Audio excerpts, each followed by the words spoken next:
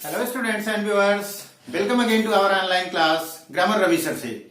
Students, पीछे जो आप ढेर सारे सेंटेंसेस देख रहे हैं लिखा हुआ, वो आज हम लोग एक्सरसाइज करने चल रहे हैं, जो कि बहुत ही इंपॉर्टेंट एक इवेंट होता है जब कोई हमारा चैप्टर पार्शियली खत्म होता है या पूरी तरह से खत्म होता है। तो चूंकि प्रीपोजिशन एक बहुत लंबा चैप्टर है, तो हमने कुछ एक प्रीपोजिशंस को सेपरेट वीडियोज में पढ़ाया। उसके बाद अब जैसे बिटवीन, एमंग, अप, अपान, ओवर, अंडर, एबव, ये सब आप अलग अलग वीडियोस में पढ़ चुके हैं। अब इन्हीं केवल इन्हीं प्रीपोजिशंस की ये एक्सरसाइज है। इसके अलावा इसमें और कोई प्रीपोजिशन का यूज नहीं मिलेगा, प्रीपोजिशन का यूज नहीं मिलेगा। इसको डिजाइन करते समय हमने स्टूडेंट्स ये ध्यान में रखा है कि आपको एसएससी, बैंक, इन सब के परीक्षाओं में जो सवाल पूछे गए हैं उनका भी टेस्ट मिले, उनका भी समझने को हमको मौका मिले, और हम वो पेपर सेटर के माइंड सेट को कुछ पढ़ने की कोशिश करें।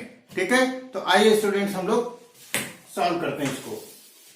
Regional anaesthesia blocks transmission of nerve impulses among a targeted part of the body and the central nervous system।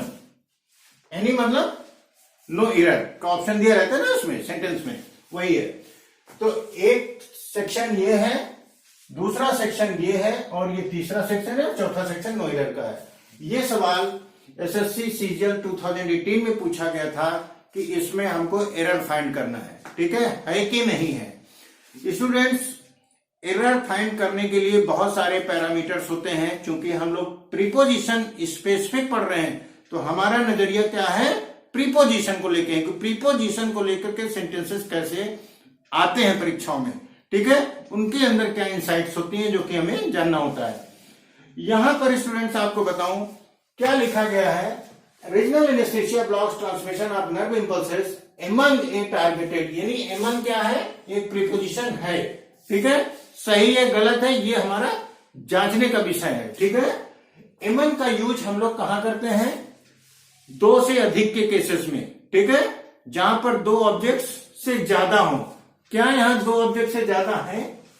Regional anaesthesia blocks transmission of nerve impulses among A targeted part of the body. किसमें? एक targeted part of the body and the central nervous system, यानी दो के बीच में, दो चीजों के बीच में एमंग का यूज किया गया है, जो कि गलत है। स्टूडेंट्स, मैंने वैसे भी आपको बताया था एंड हमेशा अपने साथ बिटवीन लेता है, एंड कभी भी एमंग नहीं लेता है। क्यों? इसलिए कि एंड एक कंजंक्शन है और वो हमेशा दो वर्ड्स को जोड़ता है, दो वर्ड्स को जोड़ेगा, या दो फ्रेजेस को जोड़ेगा, या दो क्लॉजेज को जोड़ेगा। तो ये स्टूडेंट्स एंड का कैरेक्टर होता है एज ए कोऑर्डिनेट जब करता है वो। ठीक है, कंजंक्शन का काम करता है, तो कोऑर्डिनेटिंग कंजंक्शन। ऐसे में स्टूडेंट्स हमें ये पकड़ लिया हमने कि एंड लगा है, और वो पूरा देख क्लियर है कि सेंट्रल नर्वस सिस्टम और कोई बॉडी का एक टारगेटेड पार्ट है बॉडी का, तो वहां पर एमंग का कोई जरूरत नहीं है। Among is a unfit preposition for this place. तो यहां पर क्या होगा स्टूडेंट, बिटवीन। क्यों एमंग नहीं होगा ये भी समझा, क्यों बिटवीन होगा ये भी समझा। तो ये एसएससी सीजीएल 2018 में पूछा गया था।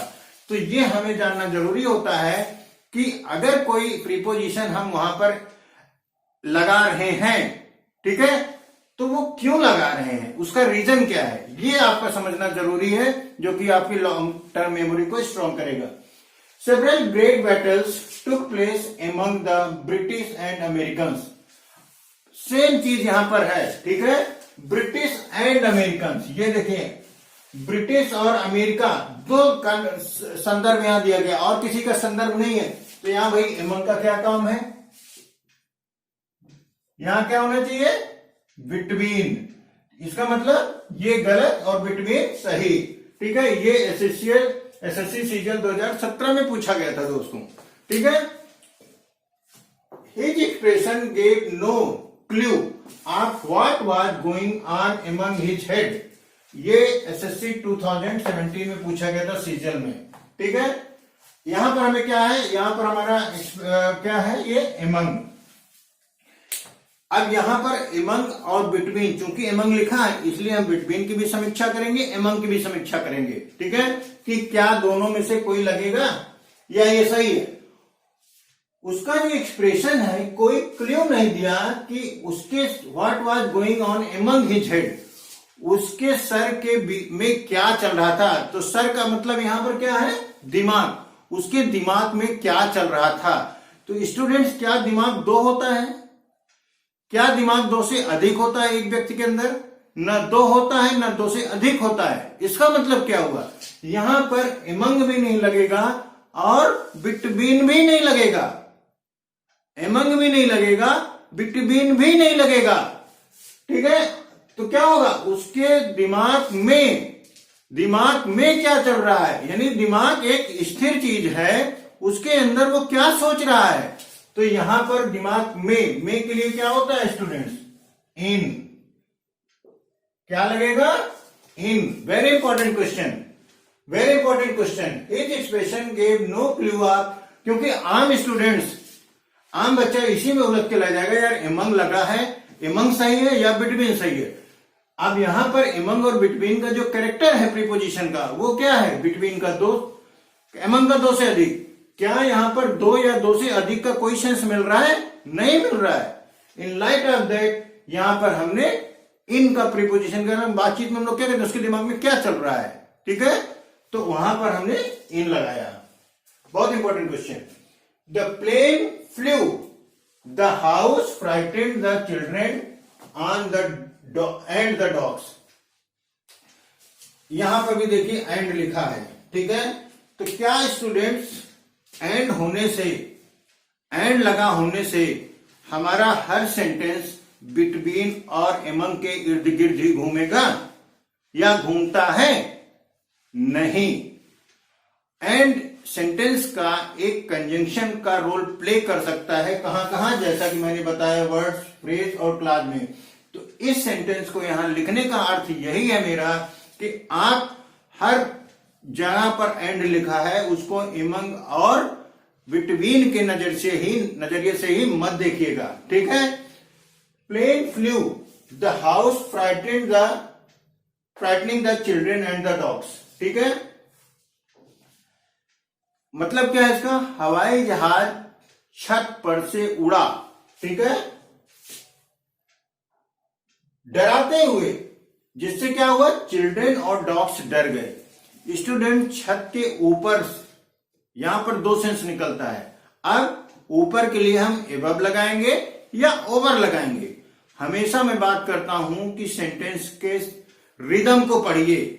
सेंटेंस के रिदम को जब हम एग्जामिन कर लेंगे properly, then we will be able to identify the right preposition for that particular sentence. ठीक है, जब कोई बच्चा या कुत्ता डर गया तो इसका मतलब क्या हुआ, अगर प्लेन दूर होता तो शायद डरते नहीं, इतनी तेज आवाज थी कि वो डर गए। सेंस क्या दे रहा है, छत के ऊपर से ही, यानी छत के सीधो वर्टिकली एबव।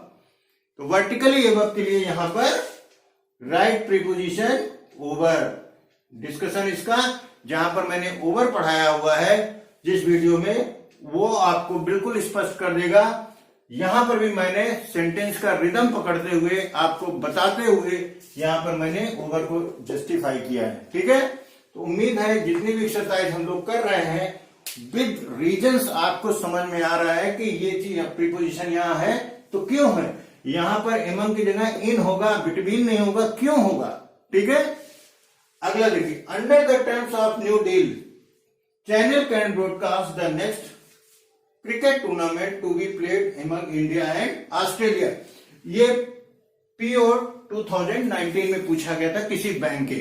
ठीक है, यहां पर भी देखिए एंड लगा है, एमंग लगा है। ठीक है, तो जब एंड लगा है तो एमंग का क्या काम है, एमंग तो दो से अधिक के लिए होता है, और यहां पर भी केवल इंडिया और ऑस्ट्रेलिया की चर्चा हो रही, तो ये क्या निकल के आया कि यहां पर बिटवीन होगा।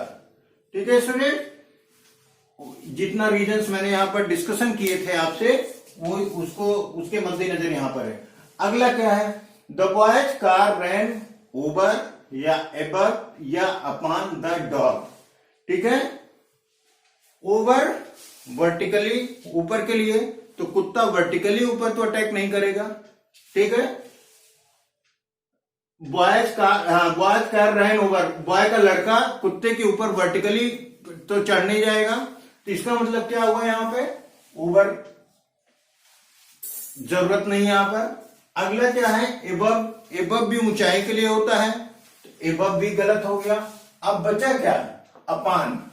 अब हमें यह समझना है कि अपान अगर फिट है तो क्यों है, अपान अगर फिट है तो क्यों है। अपान का जो हमने कैरेक्टर पढ़ा, जो कॉन्सेप्ट पढ़ा, जो उसका यूज पढ़ा, उसके तहत अपान क्या होता है, ऊपर चढ़ना, ऊपर के सेंस में गति हो। ठीक है, तो यहां पर रैंक अपने आप में गति का सेंस दे रहा है। ठीक है, तो और वो कुत्ते के ऊपर चढ़ा, इसका मतलब क्या हुआ, upon is the correct preposition which will be applied here। ठीक है, Sudarshan fell on upon over the bed। क्या होगा यहां पर, ये मैंने सिंपल सेंटेंसेस भी कुछ लिए हैं, इसलिए कि हम उनकी बारीकियों को री-एग्जामिन कर सके, री-स्टडी कर सके, री-एनालाइज कर सकें कि what is the actual reason to apply any particular preposition for that particular sentence. Sudarshan गिरा, कहां पर गिरा, बेड पर गिरा। पर का मतलब यहां पर क्या है, बेड के ऊपर गिरा। स्टूडेंट्स, हम लोग अपान का सेंस में गति जहां होती है वहां करते हैं। अपान एक ऐसा वर्ड है जो कि ऊपर का भाव देता है, लेकिन ऊपर का मतलब यहां पर, अब यहां आप सोचिए कि फेल लिखा है, फेल तो माने गिरना हुआ, गिरना तो नीचे हुआ, लेकिन वो बेड के ऊपर गिर रहा है, तो यहां से ये ऊपर को अपान जस्टिफाई कर रहा है अपनी मीनिंग को। ठीक है, तो क्या होगा, सुदर्शन फेल, ओवर का कोई मतलब नहीं, जैसा कि यहां मैंने डिस्कस किया। आन, चूंकि यहां पर गति है इसलिए आन का कोई मतलब नहीं है, आन यहां पर मीनिंगलेस हो जाएगा। तो अपान अपने आप में करेक्ट प्रीपोजिशन है। ठीक है, ही पुट द पेन, उसने पेन रखा, कहां, टेबल पर। अब पर के लिए हम क्या लगाएंगे, आन, अपान, ऊबर और एबव। ऊबर और एबव को हम लोग एग्जामिन कर चुके हैं। ठीक है, ऊपर के दो सेंटेंसेस में आन होगा या अपान होगा।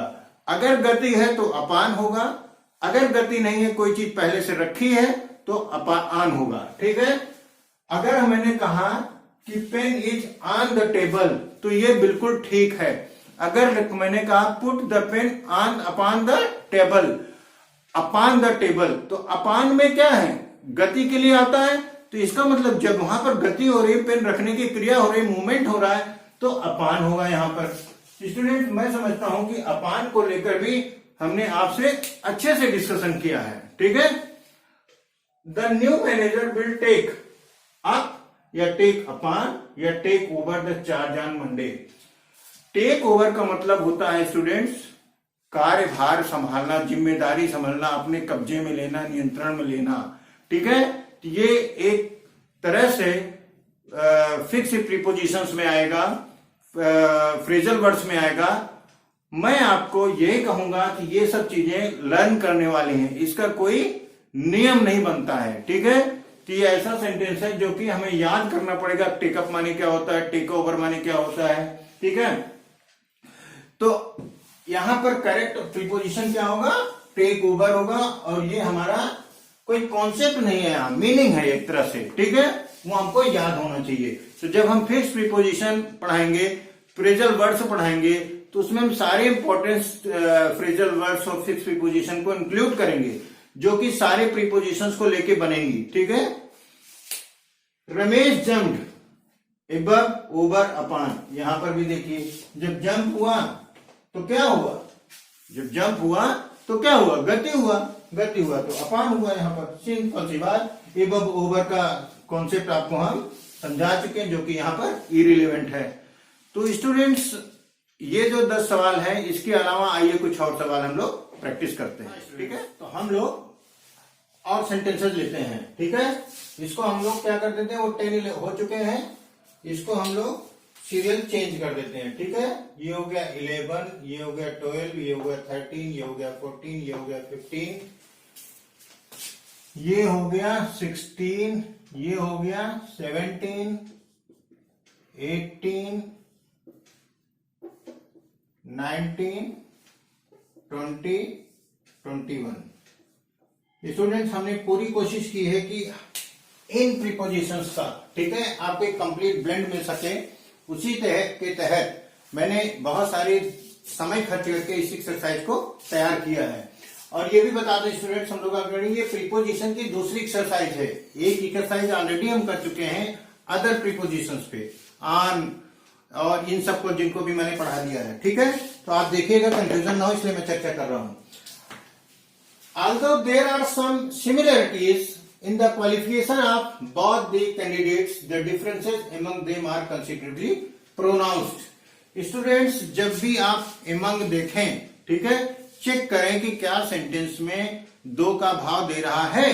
अगर दो का भाव दे रहा है, दोबारा मैं कह रहा हूं, जब भी सेंटेंस में among आप देखें लिखा हुआ, वहां पर ये तुरंत चेक करें क्या यहां पर दो का भाव आ रहा है। सेंटेंस का जो रिदम है वो दो का है क्या, दो ऑब्जेक्ट, दो कैंडिडेट, दो आर्टिकल, दो चीजों का। ठीक है, अगर है इसका मतलब that is the error area.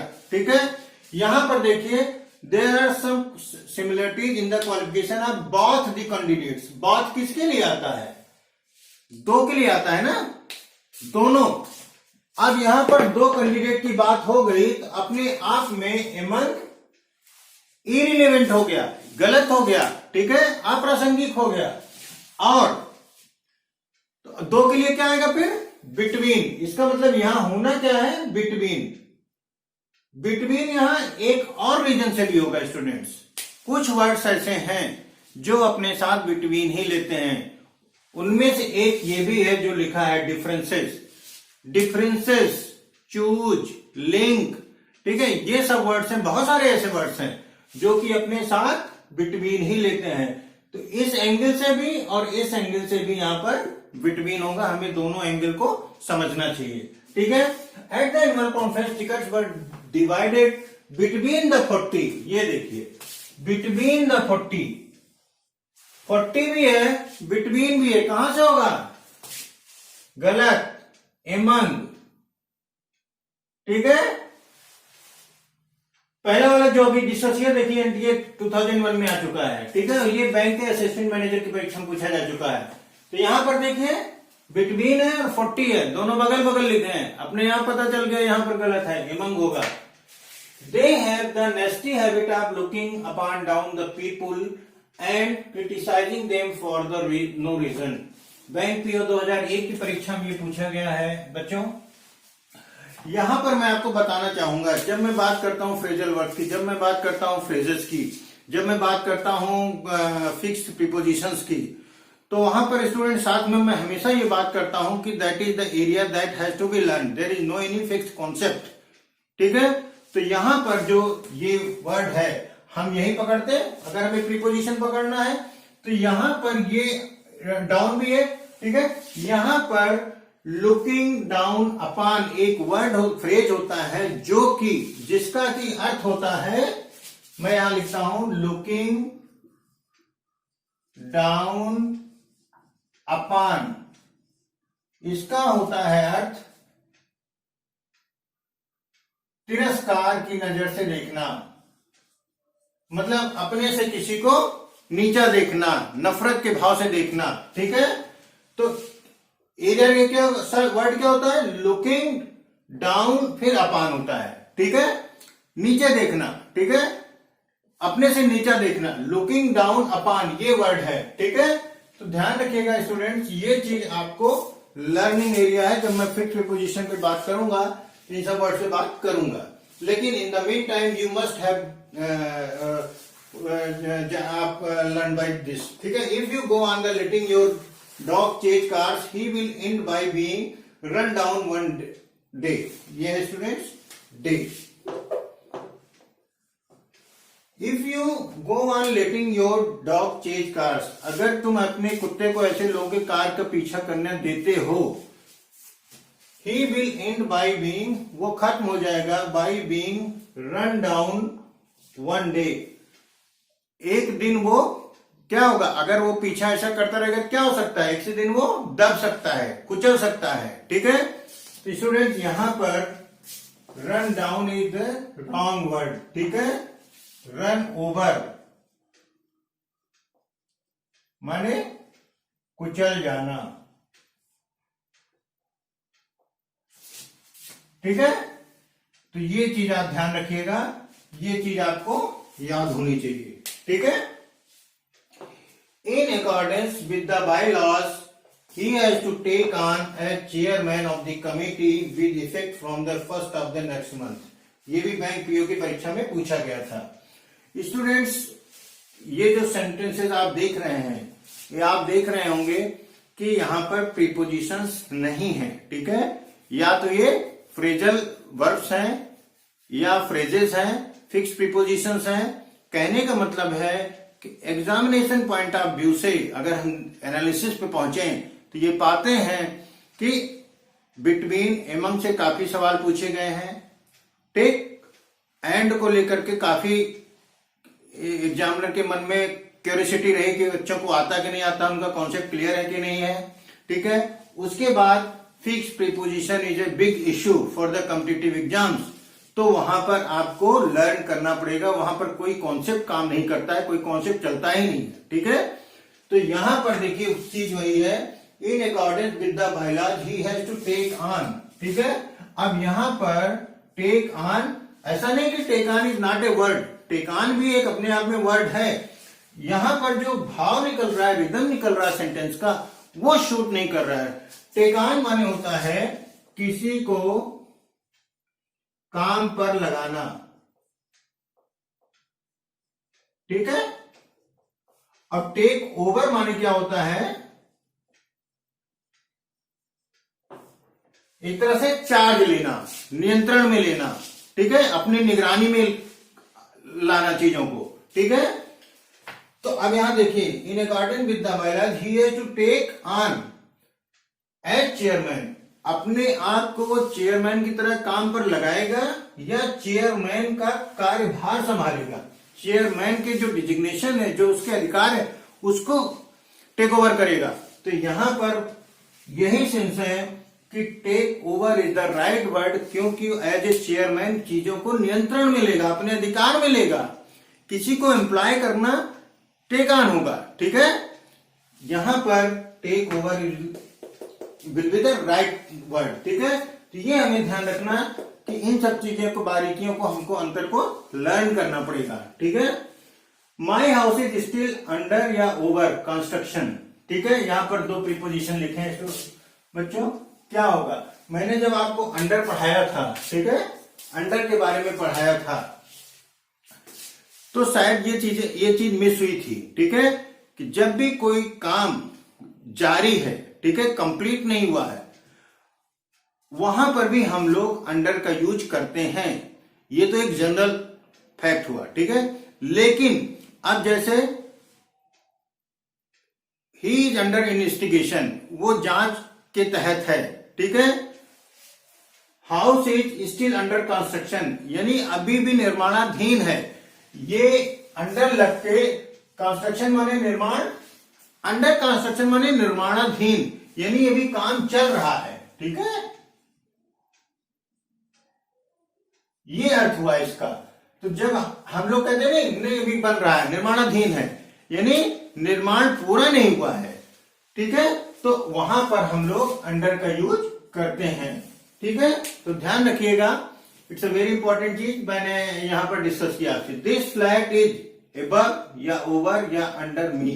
ठीक है, एबव को बताते समय मैंने आपसे बात की थी। ठीक है, यहां पर उसी की एक्सरसाइज में आया ये, कोई भी चीज जब हमारी क्षमता के बाहर होती है तो वहां पर हम लोग एबव का यूज करते हैं। ठीक है, यहां पर फाइनेंशियल कैपेसिटी का सेंस है कि ये फ्लैट मेरी क्षमता के बाहर है, यानी मैं उसको नहीं खरीद सकता हूं, मेरी आर्थिक कैपेबिलिटीज नहीं उतनी।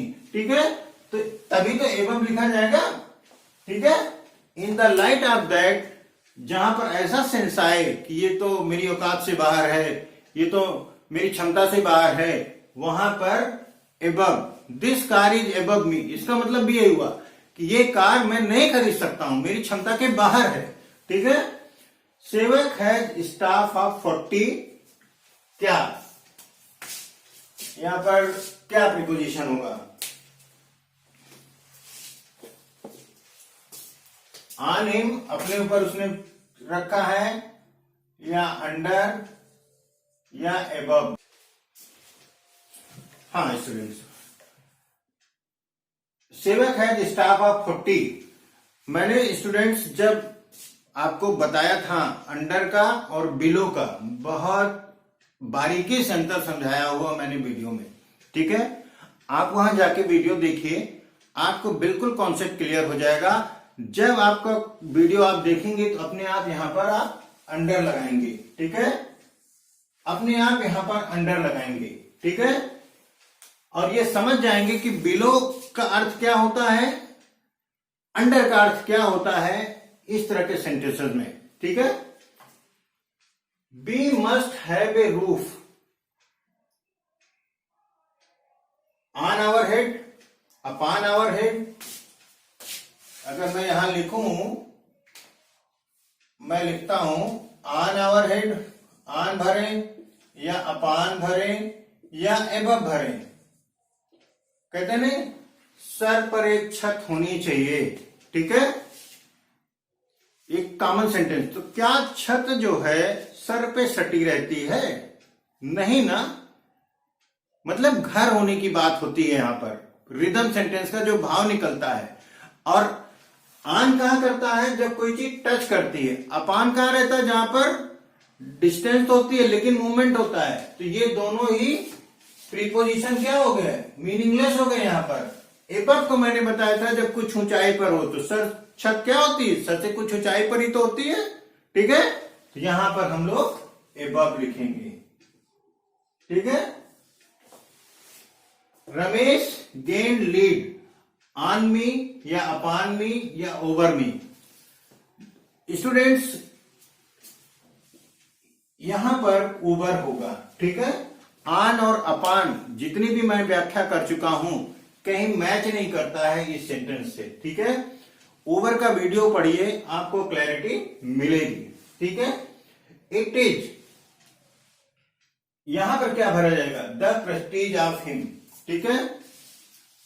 ये उनकी सम्मान से नीचे है, ये उनकी सम्मान के, या हम लोग कभी कभी खिलाफ है, ये बोलते हैं ना। यहां पर ऐसे केसेस में मैंने आपको बताया है बिलो भरा जाता है स्टूडेंट, ठीक है। बिलो आप देखिएगा वीडियो, आपको क्लैरिटी मिलेगी। तो स्टूडेंट्स हमने ये पूरी कोशिश की है कि आपको इन सारे वर्ड्स का, ठीक है, एक रिवीजन मिले, अच्छा रिवीजन मिले, जिसमें बेसिक्स क्लियर हो, जिसमें पिछले साल